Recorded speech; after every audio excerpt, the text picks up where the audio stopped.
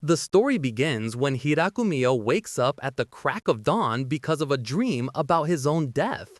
Strangely enough, instead of being scared, he steps outside and greets everyone cheerfully. How could he not? He's fully aware that his current life feels like a dream come true, something he never even imagined before. A little flashback. Hiraku's soul was once having a conversation with the creator god. The god checked his records and said, "So here's the deal, bro. Your 39 years of life were absolute trash. Seriously, it was insanely miserable." Just imagine, Hiraku was betrayed over and over, then struck by an incurable disease. Even the god himself felt guilty, thinking Chaliru's fate was entirely his mistake. As an apology, he offered Hiraku a second chance, with a brand new body, perfectly healthy and immune to any sickness. Not only that, the god even asked if there was any special wish he could grant. After thinking for a moment, Hiraku said he wanted to try being a farmer. When he was sick, he used to watch farming shows on TV and got curious. Besides, he wasn't exactly good at socializing anyway, so he wanted to find a quiet place to farm. The god said that agriculture wasn't really his department, but to make amends, he'd make it happen. After a bit of negotiation with the god of agriculture, Hiraku was granted a divine power known as the almighty farming tool.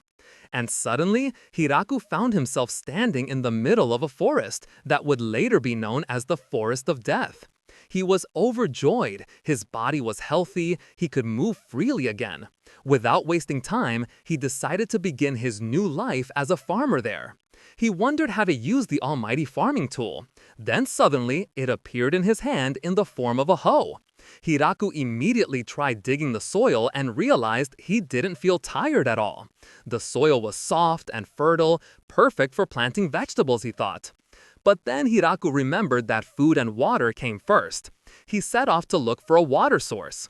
He found a big tree and decided to make it his landmark and temporary base. Unfortunately, after wandering around, he still couldn't find the river. Finally, Hiraku came up with the idea of digging a well. He just thought of a shovel and right away his hoe turned into one. Not long after digging, he found water. While preparing the area around the giant tree, Hiraku also searched for food, but no luck. Then his eyes fell on a smaller tree that seemed to block his field. He decided to chop it down immediately. He summoned his tool as an axe and with one swing, the tree fell. It was so powerful that he almost got crushed himself. After that, he turned the axe smaller to cut the tree into firewood. Time passed and before he knew it, night was falling. He tried to make fire using his tool, which had turned into a magnifying glass, but the sun had already set. So that night he failed to make a fire. Instead, he carved a hole inside the giant tree to use as a shelter. Just for fun, he also crafted a few wooden plates and cups. When night came, he noticed that the surroundings were unusually bright. Looking up, he realized there were 2 moons in the sky. That confirmed it. This wasn't Earth. The next morning, he continued clearing the land and cutting more trees. His stomach started growling, and just then, a gigantic monster rabbit attacked him. Instinctively, Hiraku fought back with his tool and killed the creature in a single blow. Once his stomach was full, it was time for nature's call. He decided to make a proper toilet. He dug a large hole, complete with an entrance, a gas outlet, and a tree trunk for a seat. But since it still felt uncomfortable, he eventually built a small cabin to cover it up. After that, he went back to tilling the soil while imagining what kind of vegetables he'd grow. But once he finished, he suddenly realized he didn't have any seeds. Strangely enough, by the next morning, several plants had already sprouted. Where did these seeds come from, he wondered. Suspicious. Maybe it was all thanks to his tool's divine power. To protect the crops from rabbits and other monsters, he decided to build walls and trenches around his field. This whole process took several days, and in between, he even managed to defeat another rabbit. His crops were growing faster and faster, and Hiraku could only hope they were edible vegetables and not just ornamental flowers or something. Hiraku then decided to build a cabin, but carrying wood alone was exhausting. To outsmart that, he dug down into the cabin floor to make the ceiling higher instead of stacking more logs. One day, he saw two monster dogs outside his territory. They looked scruffy and not aggressive at all. So, out of curiosity, Hiraku offered to let them in. He gave them some demon boar meat from the one he had just defeated. Then he noticed that one of the dogs was pregnant. Not long after eating, the female dog started to suffer from labor pains. That was when Hiraku realized they weren't ordinary dogs. They were actually a pair of terrifying infernal wolves. Feeling sorry for them, Hiraku decided to let the wolf couple stay in his cabin, while he himself went back to sleeping inside the tree hollow. The next morning, when he checked on them, the female wolf had already given birth to 4 adorable wolf pups. To celebrate, he gave them even more meat. Hiraku thought that once the pups were strong enough, the wolf family would leave. But to his surprise, they chose to stay. They had grown comfortable living in the cabin. So Hiraku gave in and decided to build himself a new, larger house instead. Sometime later, Hiraku finally harvested his very first tomatoes and enjoyed the results with great joy. The wolf family became his loyal guardians. They hunted and protected the territory for him. Of course, Hiraku gave them names. The male was called Kuro and the female Yuki. Their pups were named in order: Kuroichi, Kuroni, Kurosan, and Kuroyon. With all that, Hiraku's adventure had only just begun. He had so many plans, building a warehouse, planting more vegetables, and many other things waiting ahead in his new life that was both peaceful and unexpectedly epic. While Hiraku was busy building his own little civilization, somewhere else, a girl was trying to cross the mountains. But a man stopped her, warning that it was far too dangerous. He asked if she had ever heard of the Forest of Death. On the other side of that mountain was the cursed forest, full of savage monsters. Meanwhile, the creator god, who was casually checking up on Hiraku's situation, suddenly broke into a cold sweat. He deeply regretted giving Hiraku a life that was supposed to be reserved for high-ranking sinners.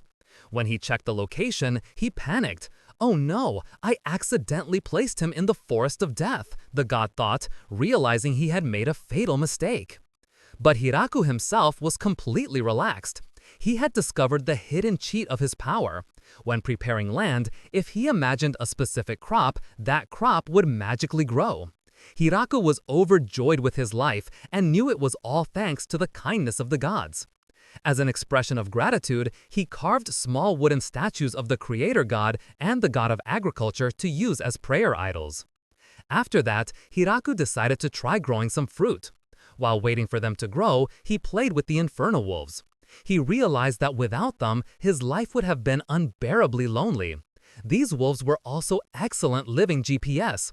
They helped him find his way home every time he got lost. Thanks to that, Hiraku gained the courage to explore deeper into the forest. Eventually, he found a river.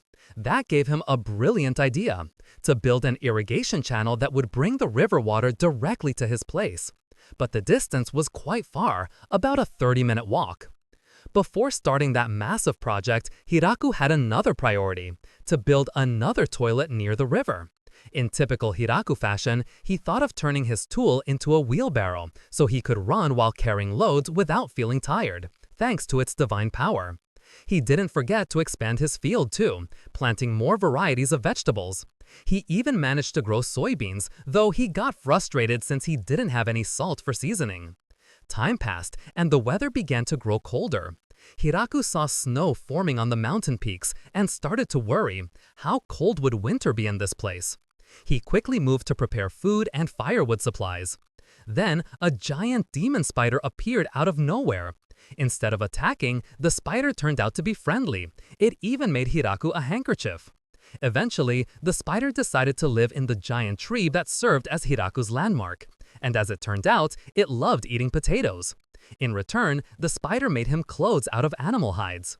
With proper clothes, a decent bed, and curtains, Hiraku finally felt civilized. He named the spider Zabuton. Winter eventually arrived. Zabuton never came down from the tree, so he assumed it was hibernating. He felt a little lonely. But soon, spring and summer returned. The wolf pups had all grown up. One day they left the settlement, but not long after, they came back, each bringing a mate. Zabuton also reappeared, and surprisingly, it now had a bunch of children too. As the number of residents increased, Hiraku decided to expand the fields again. Then one day, Zabuton suddenly sounded the alarm. Kuro, the leader wolf, immediately led Hiraku deep into the forest. There, he found a young naked girl tangled in spider webs. The wolves and spiders looked extremely cautious toward her. But since the girl pleaded for help, Hiraku decided to assist her. As soon as he got closer, though, she suddenly jumped and bit his neck, transforming into a beautiful adult woman. Wait, could she be a monster? Hiraku thought in panic. The wolves instantly attacked the woman, and after being ganged up on, she reverted to her child form again. Hiraku was confused. Was she an enemy? She had just sucked his blood after all. But the girl explained that she wasn't an enemy. She only needed blood to recover her strength. Since her energy was depleted, she couldn't maintain her adult form or her clothes. She also admitted that the wolves had attacked her earlier because she had tried to kidnap one of them. Feeling sorry for her, Hiraku let her suck his blood again to regain her strength. Then he brought her back to his place. The girl was shocked to see a fertile farm in the middle of such a dangerous forest, especially with plants she had never seen before. Hiraku offered her some tomatoes, and she instantly loved them. She became excited to try the other vegetables too. The girl introduced herself as Lu Silu, a vampire. People called her Lu. It turned out that Lu was a researcher of medicinal plants. She had fled after a fight with a noble who tried to steal her research. Because she was constantly being hunted, she decided to hide in the Forest of Death, hoping to find rare plants. She was utterly amazed by Hiraku, how she could survive here and even tame the monsters. Hiraku realized this was a rare opportunity. Lu was the first human he had ever met here. Thinking it would be difficult to find anyone else, Hiraku boldly asked her to live with her. Lu warned him that people were still chasing her and that she was a vampire, but Hiraku didn't care at all. He honestly admitted that he had come here to live alone because he wasn't good at socializing, but now he realized he didn't want to live alone anymore. In the end, Lu agreed. After all, she had nowhere else to go. Though admittedly, she was a little embarrassed by Hiraku's sudden proposal. The next morning, Lu appeared in a slightly younger form. Hiraku was confused, and Lu explained that in this form, Hiraku would be less likely to do anything improper, something Hiraku immediately agreed with. Hiraku then said that his next plan was to plant sweet potatoes and declared Lu as his first village resident.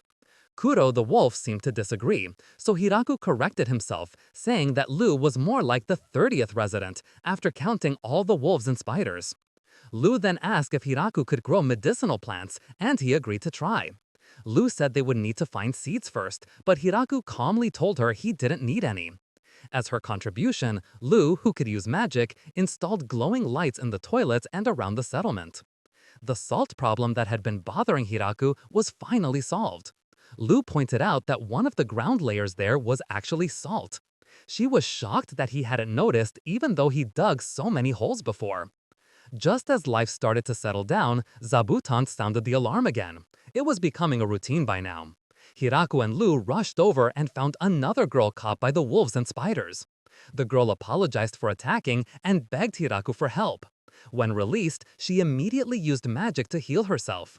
Then she noticed Lu and realized her target was hiding here. She prepared to capture Lu, but the wolves attacked her again before she could act. Hiraku eventually brought both the girl and Lu back to his home. Lu explained that this girl had the same fate as hers, a victim of the wolves' ferocity, since they were resistant to magic and incredibly agile in dodging spells. The new girl asked who Hiraku was, and, blushing, Lu answered that Hiraku was her husband. The girl then introduced herself as Tia, an angel. Hiraku thought she was a servant of the gods, but Lu explained that angels in this world were a warrior race who relied more on muscle than brains.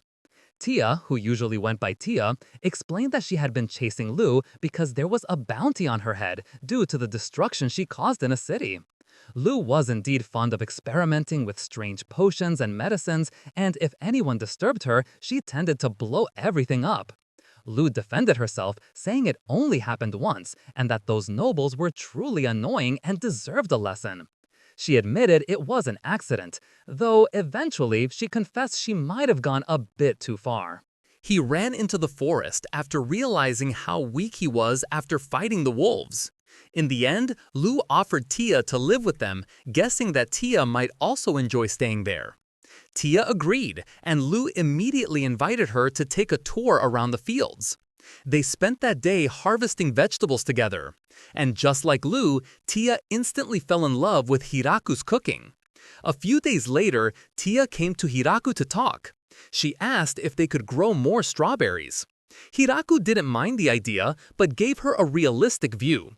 Even if they expanded the fields, they wouldn't have enough manpower to harvest everything. Tia then realized they really needed more help. I also added this part. Even if they managed to finish the harvest, their stomachs wouldn't be able to handle eating it all. The conversation then drifted to another topic. Hiraku noticed that Kuroichi, Kuroni, Kurosan, and Kuroyon each now had 3 to 4 pups. The infernal wolf population in the village exploded. It wouldn't be long before this new generation grew up and started looking for mates of their own.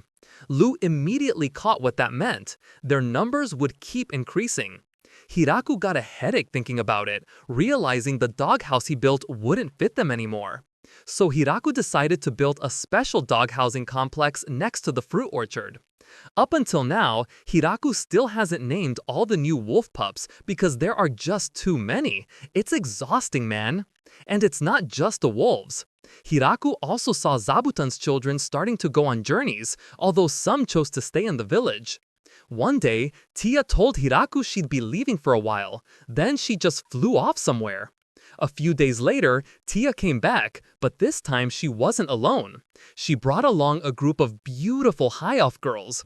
Ria, Rifu, Ria, Rise, Ride, Rita, and Ri. Hiraku noticed all their names started similarly. Ria, the oldest, explained that they were all sisters. They came on Tia's recommendation and wanted to live in the village. Tia added that they all had a sad past. They once lived in a village in the north, but most of their kind were wiped out in a war between humans.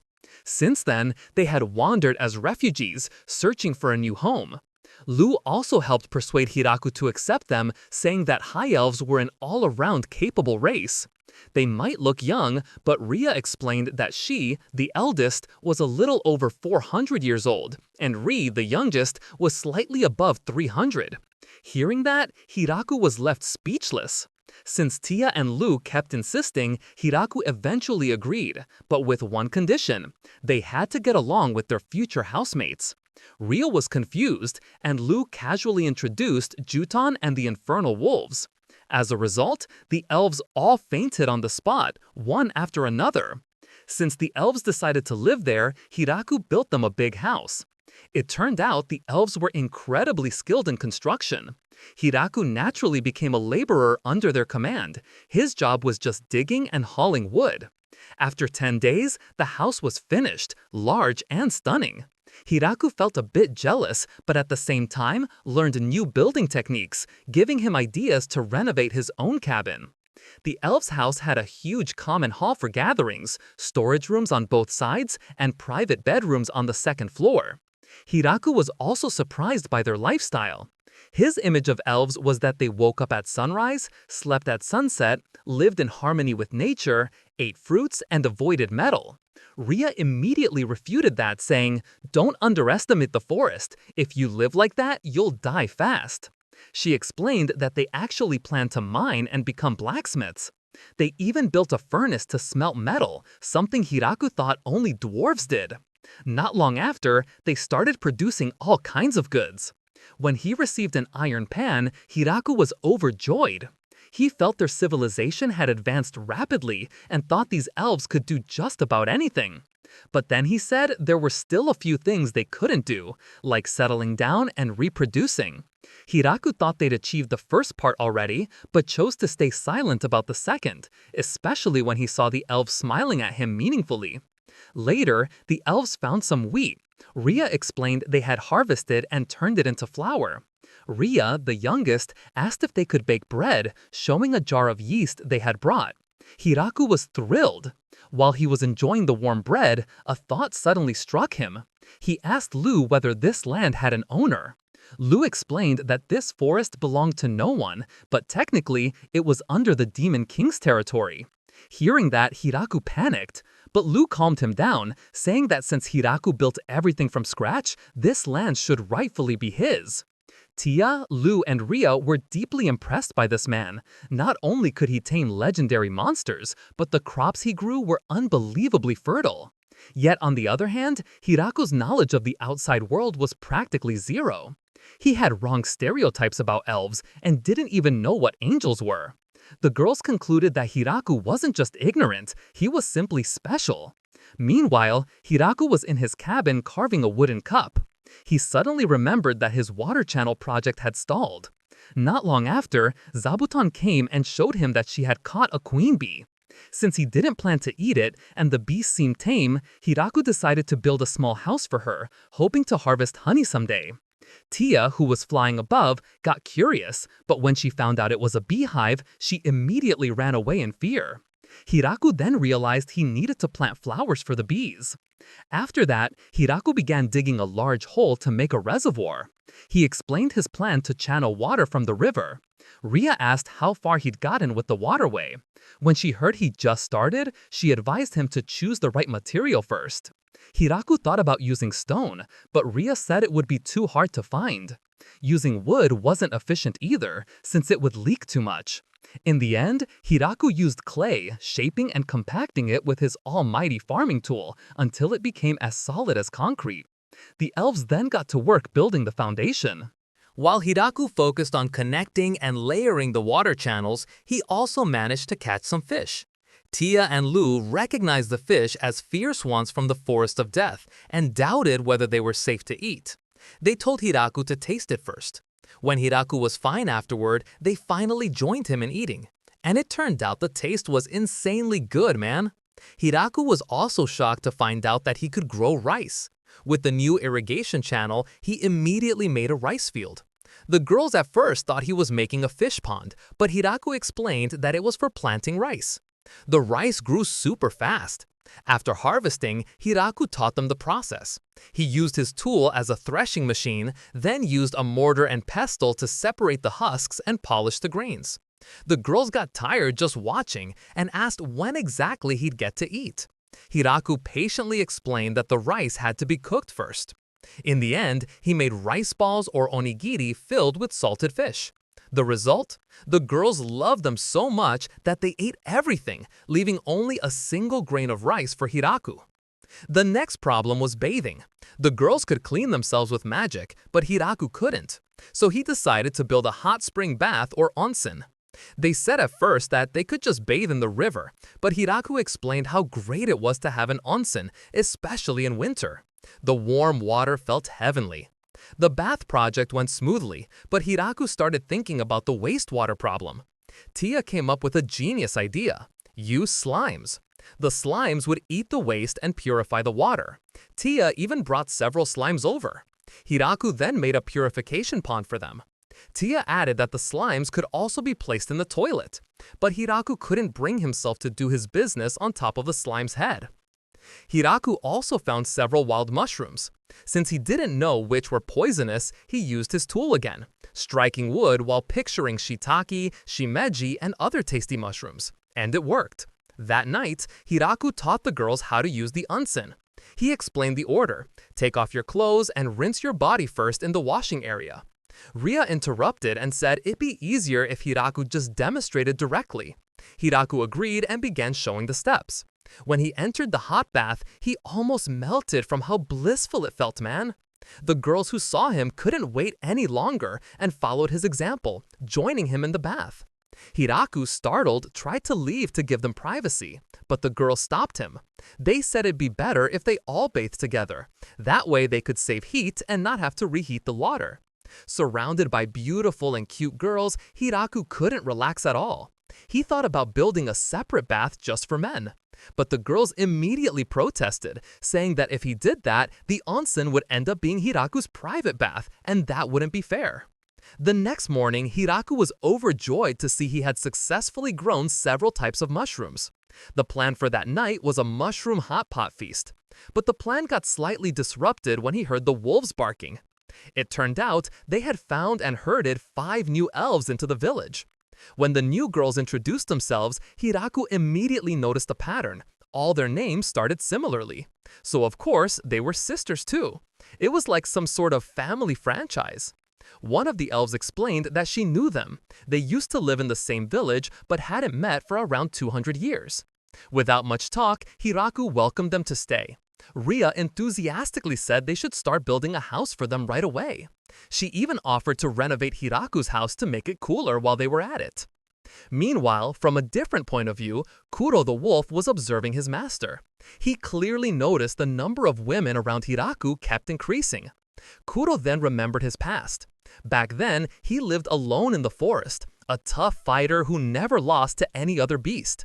He lived freely, doing whatever he pleased. But one day, he met a female wolf named Yuki who actually managed to defeat him. After that sweet loss, they became a pair and began adventuring together. Eventually, Yuki became pregnant, and Kuro was ready to become a father. But bad luck struck them. They encountered a growler bear, the king of the forest. They were beaten to a pulp. Luckily, the bear didn't eat them.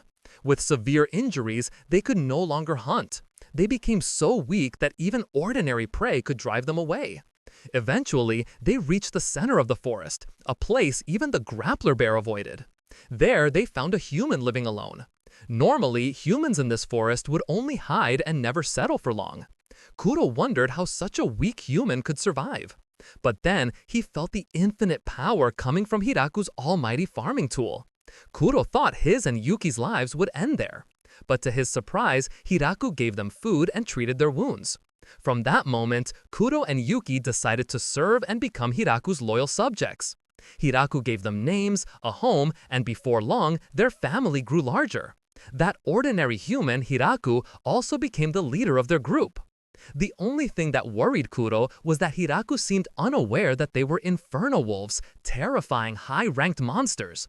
But Kuro was confident everything would be fine. He was deeply grateful to have met Hiraku. Long story short, Hiraku's new house was finally completed. The girls invited him on a tour around his new home.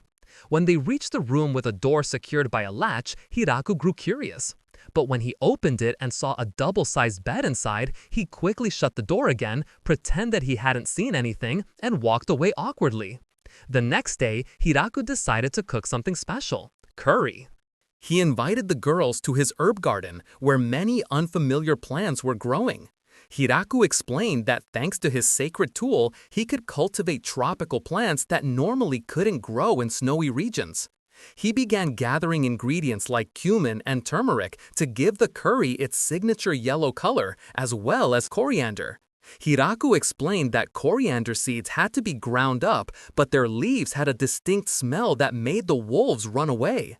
The girls were immediately intrigued and thought that coriander leaves were worth researching. Lastly, Hiraku gathered black pepper and chili peppers. When he was about to start cooking, Hiraku realized that only Ria was with him. Ria said, "Lu and Tia are busy researching protective talismans." Long story short, Hiraku began cooking. He heated some radish oil, added rabbit meat, and ground all the spices except the cumin. Once the meat turned slightly brown, he lifted it off the pan so it wouldn't overcook. He used the remaining oil and meat drippings to saute the cumin, then added chopped onions, ginger, and garlic. Next came the tomatoes, cooked down until they turned into a paste. After that, he added the powdered spices and salt. The meat and boiled soybeans were put back in with a bit of water. While waiting for the curry to cook, Hiraku felt something was missing: naan bread. He immediately taught them the recipe, which was similar to regular bread. When the curry and naan were ready, the girls had also returned. Hiraku showed them how to eat naan with curry, and they loved it so much that they went for seconds. Watching them eat, Hiraku could only hope there would still be some left for him. Lutentia playfully offered some curry to the wolves, but as soon as they smelt it, they ran off in terror. With winter approaching, Hiraku started preparing. He gathered firewood and asked Sabuton to make extra blankets before hibernation. Lu and Tia were assigned to preserve meat by smoking and drying it, since the wolves wouldn't be able to hunt much once the snow came.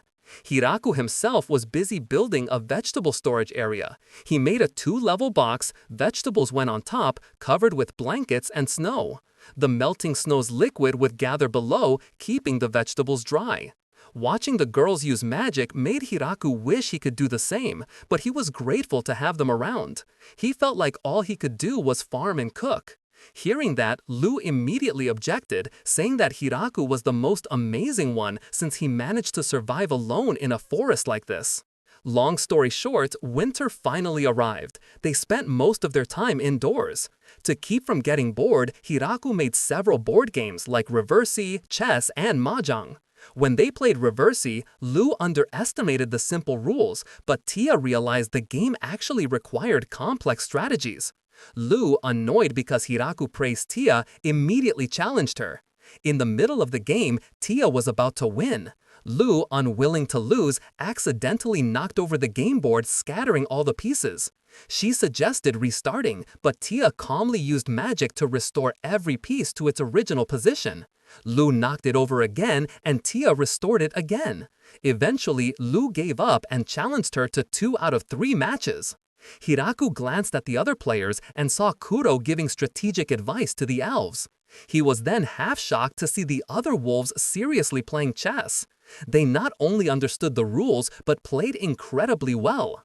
Hiraku could feel their terrifying aura and decided he would never ever challenge a wolf to chess in his life. Lu, still cocky, challenged the wolves, thinking there was no way she could lose. The result? She got completely crushed, and this time she didn't dare flip the board because she was afraid of Kuro. Finally, Hiraku played mahjong with Kuro, Tia, and Ria. He didn't expect Kuro to grasp the rules so quickly. The result? Hiraku got wiped out again. He lost badly and ended up dead last, while Kuro became the champion. To cheer himself up, Hiraku made a mini bowling game. For fun, he named the bowling pins after villains. With games filling their days, winter passed quickly and spring finally arrived. One morning, the peaceful village was suddenly disrupted by an emergency alarm from Zabuton. Everyone looked up to the sky and saw something enormous flying towards them. Hiraku guessed it was a dragon. But then he quickly corrected himself, saying that it was a wolfran. The wolfran immediately went into battle mode and breathed fire toward them. Lantia swiftly cast a magic barrier, while the elves moved quickly to put out the flames that were starting to spread to the fields. Hiraku didn't know what to do, so he called upon his almighty farming tool, which surprisingly transformed into a super cool spear. Without thinking twice, he threw the spear. The wolfran managed to raise 3 layers of magical shields, but the spear pierced through them all and wounded its wing. Hiraku threw it once more. This time it struck its chest, and the wolfran was killed instantly. After that short battle, Hiraku asked if encountering a wolfran was normal. Lu explained that they were rare creatures. Hiraku grew suspicious, wondering if someone had sent it there. But he said that was unlikely since wolfrans were valuable beings that wouldn't be sent alone to attack. In the end, they concluded that this was probably just a coincidence. The tense situation quickly changed when someone asked if the wolfran's meat could be eaten. The girls all said at once that wolfran meat was said to be delicious.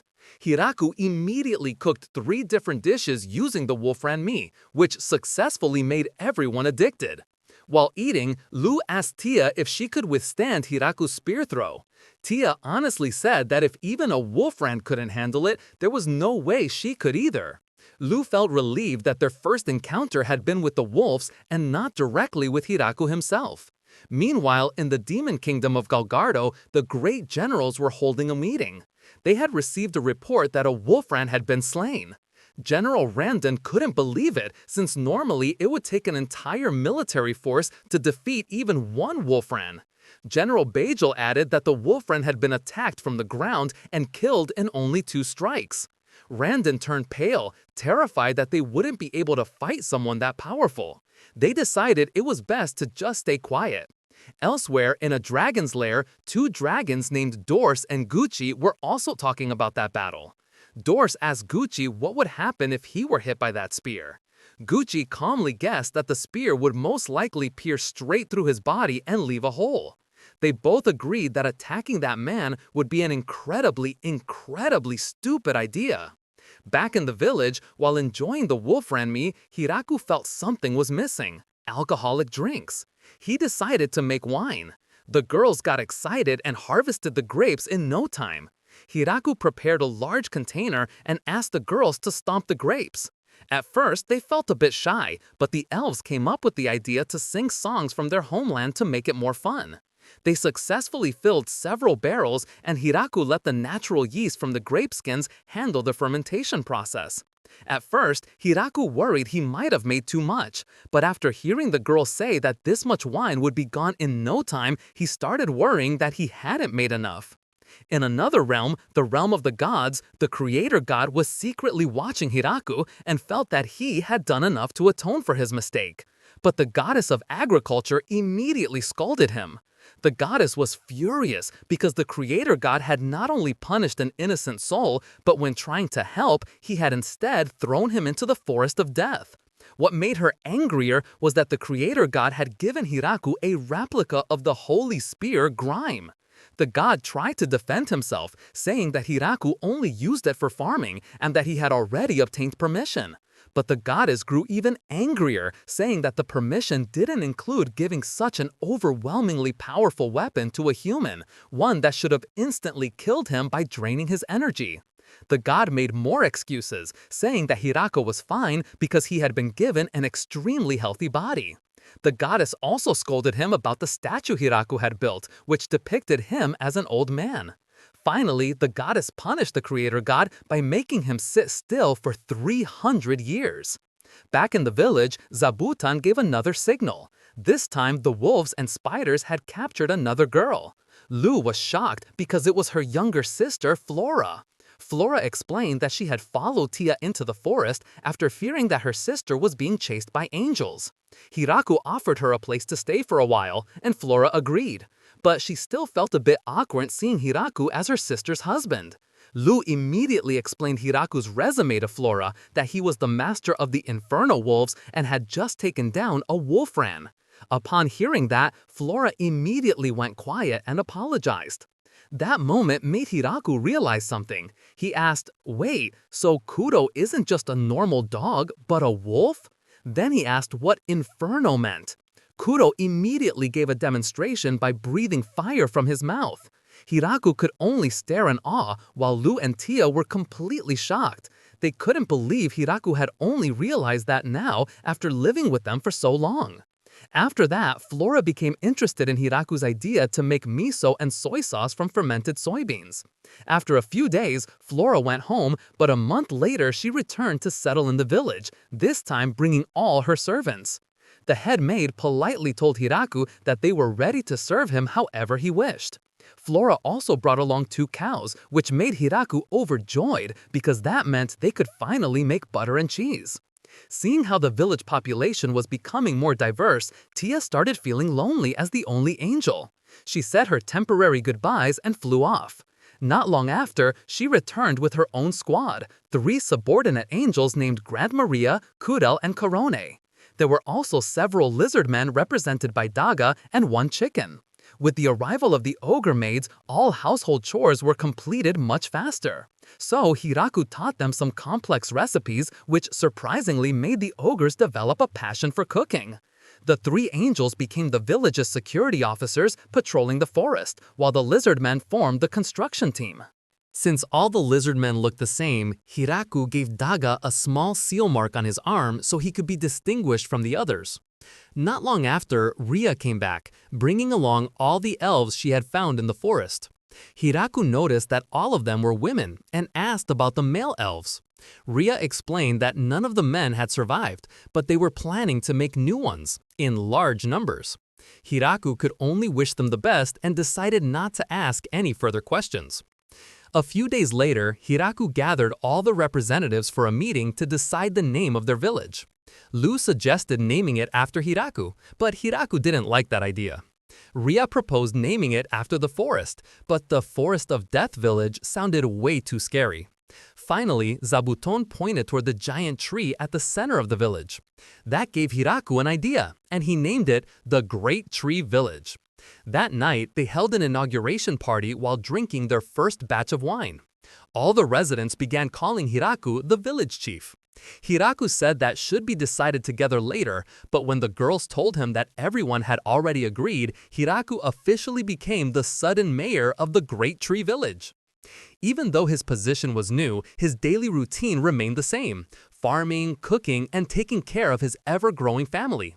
One day, the Great Tree Village received an important visitor, an envoy from the Demon Kingdom, none other than General Biel. Biel requested to speak with the person in charge of the village. Hiraku immediately stepped forward. Biel presented a gift and explained that the Demon King wanted to discuss the village's status. Hiraku instantly grew nervous. He remembered that the land technically belonged to the Demon King. What if we're going to be taxed heavily, or worse, kicked out, he thought. To play it safe, Hiraku took the initiative and told Biel that if the Demon King allowed them to stay, they were willing to pay 10% of their harvest as tax. Hiraku worried his offer might be too low, but surprisingly, Biel agreed right away. Hiraku added another clause: they would pay once a year before winter. Deal. The contract was signed. The 10% tax only applied to crops, not to processed goods like milk, eggs, honey, or alcohol. If they wanted those, they'd have to trade for them. The negotiation was a bit pushy, but Hiraku also gave Biel a return gift. After Biel left, the girls immediately praised Hiraku, saying his negotiation was genius. They told him that the normal tax rate in the Demon Kingdom was between 50% and 60%. By offering 10%, Hiraku had basically secured a massive discount. The condition requiring them to come collect the tax personally was also a clever move. It forced the Demon Kingdom to officially recognize their village's existence. Plus, now they had the Demon King's protection. Lu was also thrilled with the gift from Biel, an almighty medicine that could cure any illness, whether drunk or applied externally. Meanwhile, Biel reported back to the 3 other generals. They were all shocked. How could a village strong enough to slay a Wifron so easily agree to submit? Rondon grew suspicious, thinking there must be a hidden motive. Biel admitted that he was afraid too, but he had no other choice. He explained that in that village lived the vampire princess Lululu and the angel of destruction Tyr. Not to mention an army of elves, a pack of infernal wolves, and a trio of killer angels. If he had refused their offer, it would have meant war with the entire Demon Kingdom. General Glatz, always the cautious one, decided to open the gift from Hiraku, worried it might be a trap. But inside were only fruits, though their shape and color were far more perfect than any ordinary apple. Biel then pointed out that the wrapping cloth around the fruits was made by a giant demon spider. Glatz immediately lost his composure. He explained that in the past, a single demon spider had fought one of the former demon kings to a draw, meaning the power behind that village was far beyond what they had imagined. Sometime after the Demon King's envoy visit, another set of extremely important guests arrived: Doors and his subordinate Gucci. They came bringing gifts, saying they wanted to greet their new neighbors, even though their nest was far to the south. Hiraku was stunned to see the massive dragon bowing deeply to him over and over. He wanted to invite them inside, but Doors' body was far too big. Gucci then told Doors to transform into his human form. After eating and drinking together, Doors fell in love with the village's alcohol. He even wanted to stay, but Gucci dragged him home, reminding him that he had a territory to protect and that staying too long would cause problems. After those 2 important visits, Hiraku realized they needed a better way to welcome guests. He decided to build a guest house. At first, he proposed a house for 4 people, but the girls immediately rejected the idea.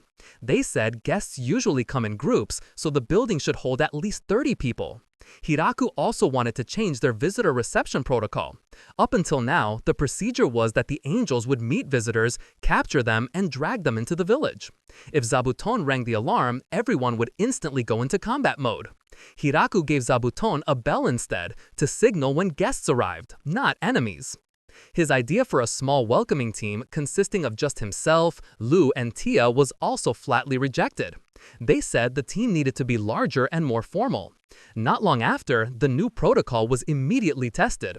Galf and several beastmen from the Howling Village arrived, saying they wanted to establish friendly relations. Lu, stepping forward as representative, asked coldly, "Only this few of you?"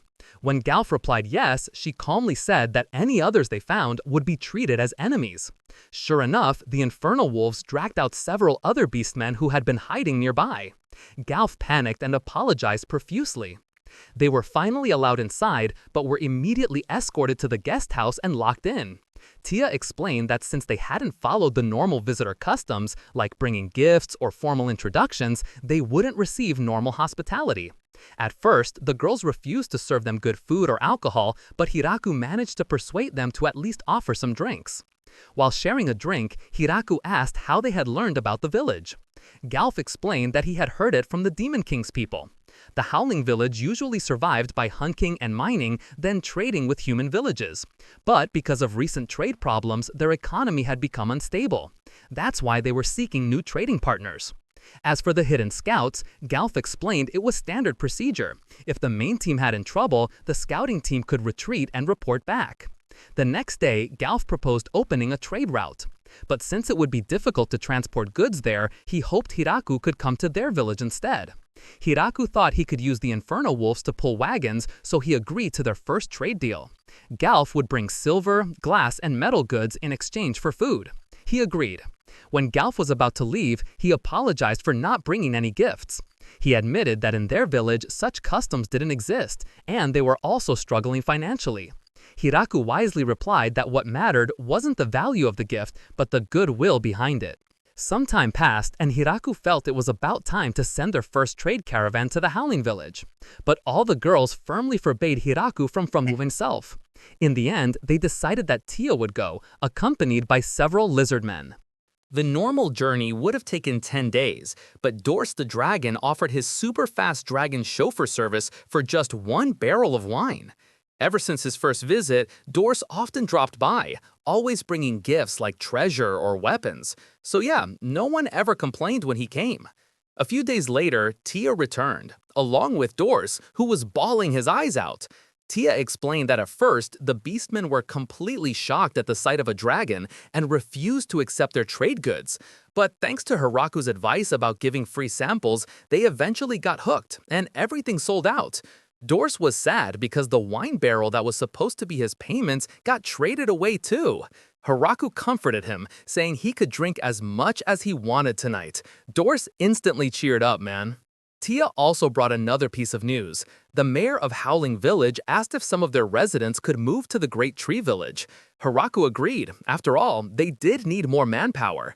Tia then gave more details. About 20 people wanted to come, and they were all young women. Hiraku felt a bit disappointed. He was worried that with so many women, his village might not have much of a future. But in the end, he agreed on one condition. They also had to send some young men. The Beastmen delegation eventually arrived, led by a girl named Senna. She thanked them and said they were ready to work however they were told, as long as they wouldn't be kicked out. Hiraku kindly told them to relax and take their time adjusting. He also asked about the young men he requested. Senna said they brought 3 boys. Hiraku was surprised but thought that in 5 or 10 years, those kids might become the village's future hope. The beastmen, who initially thought they'd be treated badly, quickly grew comfortable thanks to everyone's kindness. Hiraku also noticed that Senna could use magic, and apparently everyone in the village could, except him. He tried to cheer himself up by thinking he could learn alongside the beastmen kids, even though, deep down, he knew they'd probably surpass him easily someday. One day, while harvesting apples, Hiraku heard a loud rumble and felt the ground shaking. Gran Maria reported that a grizzly bear and the blood serpent were fighting in the northern forest. Hiraku's first thought was, I wonder if bear meat's edible. He immediately asked Gran Maria to take him there. Upon arrival, Gran Maria advised him to fall back and come up with a plan first, but Hiraku insisted on being dropped down. The moment he landed, he charged forward and defeated both monsters with a single hit each, man. The battle angels who arrived after him could only stare in disbelief. They themselves couldn't have beaten monsters that strong in just one blow. That night, Hiraku went all out cooking. He made bear stew with wine. The girls immediately protested since he used their precious wine, but Hiraku calmly said that cooking with wine was totally normal. Unfortunately, the bear meat had a bit of a gamey smell. He also fried the serpent meat, and surprisingly, it tasted amazing, just like fried chicken. Since the snake meat tasted so similar to chicken, Hiraku got a brilliant idea. He went to see Flora and asked if she had any kind of antibacterial agent. Flora casually offered him a potion that could blow everything up. Hiraku panicked and asked for a weaker version. He also asked about her progress on making miso. Flora admitted it was a total failure. She had followed the instructions exactly, but no fermentation happened. And Ramon's experiments had caused her house to explode 3 times already. The next day, Hiraku started his mayonnaise project. He gathered chicken eggs, added salt and vinegar, then whisked the mixture while slowly adding oil until it turned into mayo. It turned out perfect, just right for dipping fried snake meat. After that, he helped Flora with the miso project. They boiled soybeans, ground them up, and Hiraku used his sacred tool to add koji mold. The mixture was shaped into balls and placed into barrels for fermentation. Then suddenly, Lou called out. There were guests, a group of dwarves led by Donovan. They'd heard about the high-quality alcohol in the village and hoped to get some. The girl said it wasn't free. Donovan admitted they had no money, but they had technology. They were expert brewers and could help turn the village's harvest into premium quality liquor. The girls immediately agreed. The dwarfs then got to work using distillation techniques to make corn whiskey. Eventually, they decided to settle down and become the village's official brewing team. After that, the village held a welcome party for the beastmen and dwarves. Hiraku was happy there were finally some more adult men around. He jokingly asked Donovan if there were any girls in the village who caught his eye. Donovan's reply was legendary. The girls here are way too young. If they can't grow a beard, they're not my type. Then one day, a strange dragon approached the village, radiating a threatening aura. Hiraku immediately got ready for battle, but doors suddenly appeared and blocked the dragon's path. As they glared at each other, a third dragon, an even scarier one, showed up. Hiraku instantly threw his spear, but the dragon dodged at the very last second. Gucci quickly stopped Hiraku, explaining that they weren't enemies. After landing and transforming into human form, the plot twist was revealed. The 2 dragons were Dorse's wife, Grafalone, and his daughter, Lastus Moon. They thought he was cheating because he kept sneaking out, bringing back treasures, and returning home early in the morning. The guest house that Hiraku built for Doors ended up becoming the biggest piece of evidence confirming his wife's suspicions. After a round of drama and mutual apologies, things finally calmed down. Grafaloon then realized that the strength of this village was no joke. She even admitted that the only reason she survived Hiraku's spear throw earlier was thanks to Zabuton, who apparently turned out to be her old friend. In the end, Grafaloon decided to leave her daughter, Lastus Moon, in the village, to make sure the village's power wouldn't become a threat to the dragons. Lastus Moon then began working there. The problem was, because she was a dragon, her strength was ridiculously overpowered. She broke almost everything she touched. Hiraku didn't know what kind of job to give her, especially since all the village's livestock were terrified of her. Finally, Hiraku came up with a brilliant idea. He sent Lastus Moon on a diplomatic mission to Beelza, the demon general. Beelza was completely shocked when he saw that the envoy from the Great Tree Village was a dragon.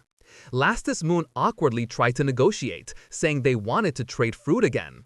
She mentioned they were out of oranges but had strawberries instead. Beelza, already half dead with fear, immediately agreed to take 10 crates of strawberries. He even offered apples, pears, persimmons, and watermelons, which Lastus Moon happily bought in bulk. The Dragon Princess's first diplomatic mission turned into a huge success, all thanks to her terrifying negotiation aura. The demon generals, however, were now even more stressed after hearing that a dragon was casually living in the Great Tree Village. They decided to send a spy. Beelza then called upon his daughter, Frauram, and gave her a secret mission to investigate the village's military strength. Frauram arrived at the village and was immediately greeted by Moon, who enthusiastically offered her a tour. But midway through, Moon received news that an envoy from the Howling village had arrived, so she left Frauram to explore on her own. Frauram began her observations. She noticed there were many powerful races living there and assumed that Moon, the dragon princess, must be the leader. She did spot Hiraku at one point, but since he looked like an ordinary human, she completely ignored him. Later, when she reunited with Moon, she was shocked to learn that Hiraku was actually the village mayor. Frauram didn't believe it at first, but Moon explained that Hiraku was strong enough to defeat her mother. Frauram instantly froze. She realized that not only had she failed to greet him properly, but she had also behaved rudely toward the village's most powerful leader. From that day on, every time she met Hiraku, Frauram became stiff and unbearably awkward. Meanwhile, the village's slime population exploded, and they came in all sorts of colors. Nobody really cared until a purple slime recklessly drank an entire barrel of alcohol. The girls were furious and immediately held an emergency trial. The slime was found guilty, but Frauram logically pointed out that punishing a slime was pointless. It wouldn't understand anyway. The girls realized she was right and released the slime. Over time, a red slime even became their regular drinking buddy during parties. Autumn eventually arrived. While enjoying a hot pot meal, Hiraku casually mentioned that it would taste even better with some seafood, like cod, crab, or kombu seaweed. The girls were confused. They were even shocked that crab with its hard shell was edible. Frauram, who was more experienced, told them about a southern port city called Sasatsu. Moon and Frauram immediately decided to fly there. 3 days later, they returned with a merchant named Michel Goron. He brought the fish and kombu that Hiraku requested, which apparently were usually discarded by fishermen. Michel had 3 goals: to formally greet Hiraku, to propose a long-term trade partnership, and to become the village's official supplier. The girls were the ones handling the negotiations. Before leaving, Michel tried to bring up the topic of alcohol, but Moon instantly barked at him. Terrified, Michel quickly changed the subject and hurriedly said his goodbyes. On his way home, Michel reflected on the whole ordeal. Just thinking about that village made him shiver. Flashback to 3 days earlier. His subordinates had reported the arrival of 2 important guests, Frauram and Moon. His gut instinct told him not to turn them away. And he was right. The guests turned out to be members of the prestigious Chrome family and the infamous Dragon Lunatic. They offered to trade rare fruits that were apparently trending across the Demon Kingdom, in exchange for Michel finding them seafood. Michel knew it was a high-risk business, but the potential profit was massive. He immediately agreed. But when he found out their destination was the great tree in the Forest of Death, his knees almost gave out. He realized he might become filthy rich, but he wasn't sure if his body and mind could handle the stress. After that, Hiraku finally made a seafood hot pot, which everyone loved. But suddenly another dragon appeared, radiating killing intent. Hiraku instantly got serious. He threw his first spear, which seemed to miss, but that was just a feint. The second spear shot straight through, knocking the dragon down. The dragon transformed into a young woman and immediately surrendered. Doors then appeared and explained that she was Hakuren, his older sister. Here came the plot twist. Hakuren had come out of anger. She had heard the drunken rumors Doris spread, saying that Moon was going to be engaged to Hiraku. As someone who was 900 years older and still single, Hakuren couldn't stand the thought of her little sister getting married first. Hiraku didn't really mind being tested, but since Hakuren had caused chaos, she was ordered to clean up her own mess. That night, Hakuren invited everyone to play mahjong, with bets involved. Hiraku said he had nothing to wager, so the only idea that came to mind was strip mahjong. The ultra-competitive players immediately agreed.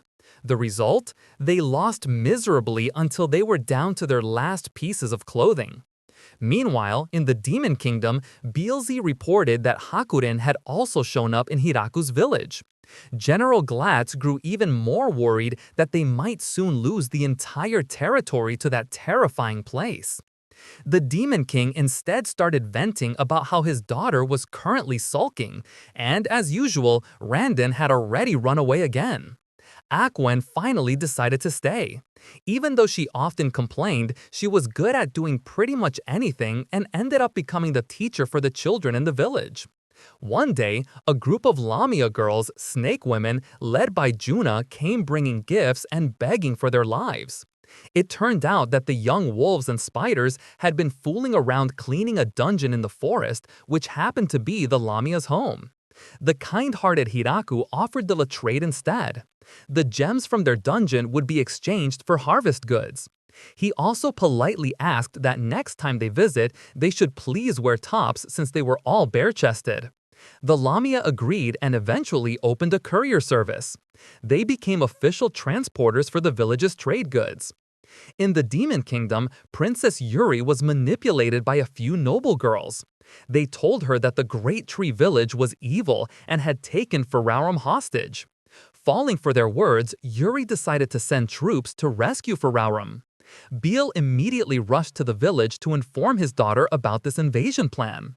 Fararum could only shake her head, utterly confused about why they would dare attack when her reports about the village's power were already crystal clear. Beal explained that Fararum's report was so unbelievable that it was dismissed as fiction. He also said that if Fararum tried to stop them, she'd be branded a traitor. Since the attack would happen the next day, Fararum had to think fast.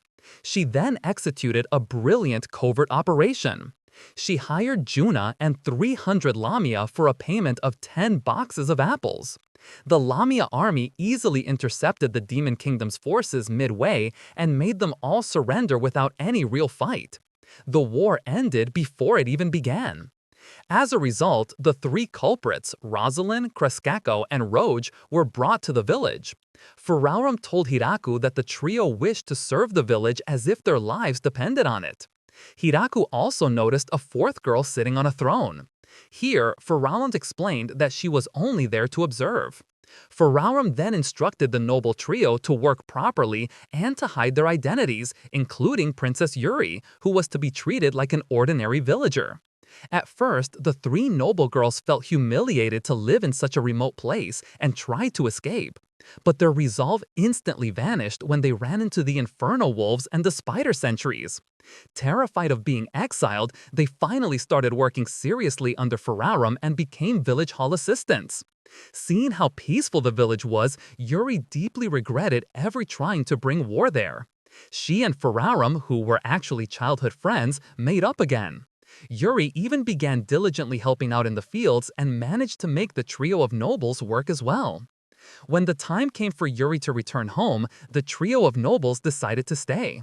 Their official reason was that they hadn't yet repaid the village's kindness, but the real reason was that they had fallen in love with the hot springs, the delicious food, and the stressful life. It was basically paradise on earth. After Yuri went home, the Demon King Golgal complained to Beal, saying his daughter had become far more dignified and busier. Beal casually remarked that Yuri might be developing an interest in politics and had matured. Hearing the word mature, Golgal immediately switched into overprotective father mode, assuming his daughter had met a man and wanting to beat him up. Beal had to calm his king down quickly. Sometime later, the village held its pre-winter harvest festival. The yield was so abundant that the storage barns couldn't even fit it all. Last this month suggested sending part of it to her grandfather, and Hakuren added that they should also send some to her parents. It was then revealed that Hakuren's parents were the Dragon Emperor Drive of the north and the Dragon Bat Suiren of the south. Last this moon became the ultimate courier, delivering harvest gifts to her grandfather, then to the port city of Sasato, and even slaying sea monsters that had been harassing Mitchell Goran's merchant ships. Meanwhile, on her way back from the north, Hakuren encountered a group of people wishing to migrate to the village, led by mountain elves who were struggling to find food. Hiraku hesitated, not because he didn't want to accept them, but because he didn't know where to house them. Thinking he was rejecting them, the elves prepared to leave, but Hiraku quickly explained and welcomed them in. Yaya, their leader, said they were skilled hunters, but when they tried hunting, the monsters in the Forest of Death were too strong for them. She then demonstrated another talent, being able to sense the ground and find the best clay for Hiraku's pottery projects. Afterward, the villagers discovered yet another dungeon. A survey team was sent and they confirmed that inside lived a blood viper serpent. The elves immediately got excited and insisted on getting the snake's meat, claiming their tribe's survival depended on it. When asked why, they explained that blood viper meat was a powerful aphrodisiac that greatly enhanced vitality and fertility. Realizing where the conversation was heading, Hiraku got awkward and suggested discussing the whole fertility dungeon issue together as a group. In between all that, Hiraku finally finished building a men's bathhouse. But while he was relaxing, Fararam was outside interrogating the trio of noble girls who were sneaking around. They confessed that they just wanted to give Hiraku a back massage, an excuse to get close to him. Fararam immediately scolded them, saying they were low-ranking members and couldn't just skip the queue like that. Long story short, winter arrived. Hiraku went to visit Ru, who wasn't feeling well. When Ru described her symptoms, Senna the beastman asked, "Have you been craving sour food lately?" Ru said she didn't really have an appetite, but could still eat tomatoes and fruit. Senna then casually remarked, "Oh, there was someone in our old village who had the exact same symptoms." Hiraku, curious, asked, "So what happened to that person?" Senna smiled and answered, "We all congratulated her on her baby." Ru's pregnancy went smoothly, though it made her unable to transform anymore. The village's daily routine shifted a bit. Hiraku started waking up later so that the maids, who usually woke up earlier than him, could rest longer. Breakfast now had to be divided into 3 waves because there were so many residents. During the first wave of breakfast, Grand Maria reported that 3 killer rabbits had tried sneaking into the livestock area, but Kuro and his pack had already taken care of them. They were actually happy since it meant a steady supply of rabbit meat. Hiraku also noticed that the angels, while on duty, acted calm and polite, but once off duty, they instantly went lazy mode, making others handle chores like cooking and laundry. After breakfast, Hiraku began his daily work. He exterminated pests in the fields, then took a lunch break, a habit that took the villagers a long time to get used to. The elves were initially nervous about eating in the morning, worried that food supplies might not be enough. The beastmen weren't used to eating every day either. They even thought they were being treated like babies who would soon be kicked out. In the afternoon, Hiraku continued working. Although many villagers helped, cultivating new farmland still remained his exclusive job thanks to his all-powerful farming tools. He also started planting flowers to make the village more colorful. Sometimes Hiraku joined the military drills organized by the maids, even though he was terrible at using any weapon other than his farming tools. When night fell, the maids served a new dish from their latest cooking experiments. Their confidence level in its taste was about 20%. Hiraku suggested that they should only serve dishes they were at least 50% sure would taste good, but they refused, saying they didn't want to waste food. In the middle of all that, Frauram handed him a letter from Princess Yuri saying she missed eating apples and wanted a dress made by Zabuton.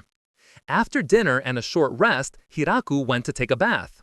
Even though he was the only man in the bathhouse, he couldn't relax because the elves often acted like peeping paparazzi watching him. Even in his own room, he still felt like he was being observed. Before going to sleep, he always gave thanks to the god for the wonderful life he had been blessed with. One day, Sana came running and reported that there was a strange man in the village. Hinaku went to check and found the man bowing in front of one of his wooden statues. Strangely, he had entered without being detected by Zabuton or the angels. Hiraku was shocked to discover that the man was actually his ancestor named Vargriff. This overpowered ancestor said he came after hearing about Ru's pregnancy and wanted to make sure it was true. Pregnancy among vampires was extremely rare. He also said that children were treasures. Hiraku, a bit confused, asked who he was, and Ru explained that Vargriff could be considered her grandfather. Vargriff himself was 4,000 years old and had a habit of erasing his own memories to avoid stress, keeping only the important ones. He apologized for entering uninvited, but said he had been drawn to the statue under the tree because it looked almost identical to the great creator god he once met when he was born. The kind-hearted Hiraku then made him a new statue. After Vargriff left, he brought the statue Hiraku made to a grand temple, replacing the old masterpiece.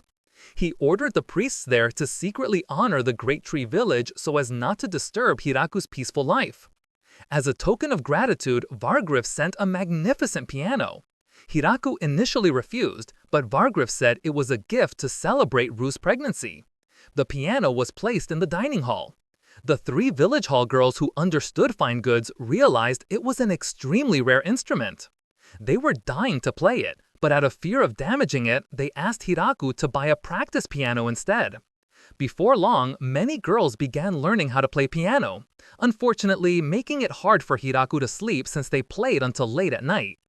Time passed and Rue, who couldn't drink alcohol due to pregnancy, became the reason the village girls declared an anti-alcohol campaign in solidarity. But the temptation to drink nearly drove them insane. The angels even proposed selling off all the alcohol stock. Hiraku then came up with a better idea. Why not store it and let it age so the flavor would get even better? The dwarves were thrilled since that meant alcohol production actually had to increase for future stock. Finally, the day of Rue's delivery arrived. That night, with everyone's help, she gave birth to a healthy baby boy. The next morning, Hiraku held his son in his arms and named Alfred. A week later, he reflected on how he had gone from living alone to becoming a father. As a token of gratitude for all the blessings, he gathered all the villagers and introduced a new system, a reward medal in the form of a silver coin that could be exchanged for goods. This became the foundation of the Great Tree Village's currency. With the growing population, personal bartering had become inefficient. From then on, Hiraku became even busier as many began ordering furniture and toys using their coins. Later, the village held a grand celebration to commemorate Alfred's birth. It also became the villagers' long-awaited revenge moment to drink alcohol again. The dwarves brought a large barrel of a new kind of wine. Rue, still breastfeeding, couldn't drink, but she was happy to see everyone having fun. Hiraku then had the idea to store some of the wine in bottles so that he could share it with Alfred once he was old enough. In the Demon Kingdom, news of a baby being born in the Great Tree Village made them realize the village could never be an enemy. They began discussing ways to maintain good relations. General Glatz suggested a political marriage. But the Demon King misunderstood, thinking the one being proposed for marriage was his daughter Yuri, and instantly rejected the idea outright.